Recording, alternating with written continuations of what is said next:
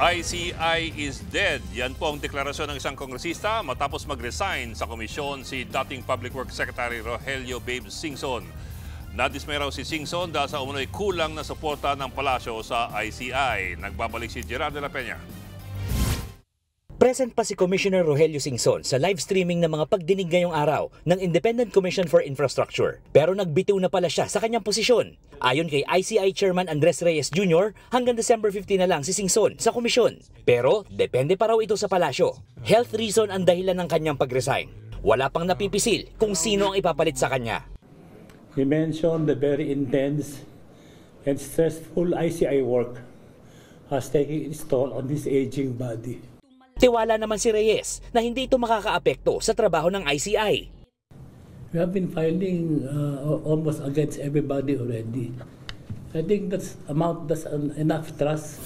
Pero kabaligtaran niya ng sinabi ni House Senior Deputy Minority Leader at Caloocan 2nd District Congressman Edgar Erice. Dahil sa pagbibitiw ni Singson, patay na raw ang ICI. Nakatext pa raw ni Erice si Singson at sinabing dismayado siya sa kakulangan umano ng suporta ng Malacanang sa ICI. Dead. ICI is dead. Yung text message niya, sabi niya sa akin, why would I risk my life and my family just to solve Malacanang's problem? Tinawag pa nga raw ni Singson na punching bag ang ICI. Sabi ko, baka lumabas dyan, parang washing machine kayo. Sabi niya, hindi lang washing machine, punching bag pa. Matatandaan sa kanyang privilege speech sa Kamara nitong Oktubre. Si Erice rin ang unang nagsiwalat ukol sa isang miyembro ng ICI na nagbabadyang magbitiw. Hindi niya ito pinangalanan noong una. Pero sinabi raw nito kay Erice na nawawala na siya ng pag-asa sa investigasyon sa flood control scandal. Sabi niya po that without contempt powers, we might as well just task the NBI and the Ombudsman to do the investigation. Hinihingi natin sa ating Pangulo na i-certify ito.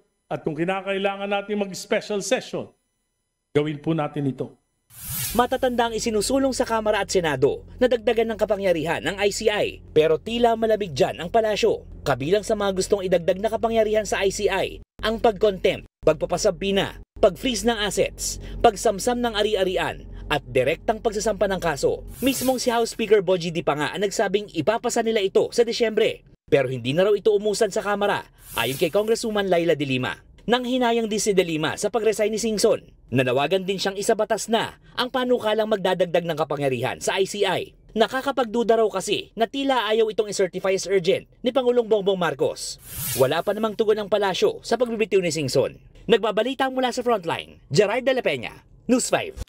Mga kapatid, Ed Lingaw po, maging maalam at may pakialam sa mga napapanahong balita sa ating bansa. Para sa mas malilimang pagtalakay at paghimay sa mga issue at headlines, mag-follow at mag-subscribe sa social media pages ng News 5.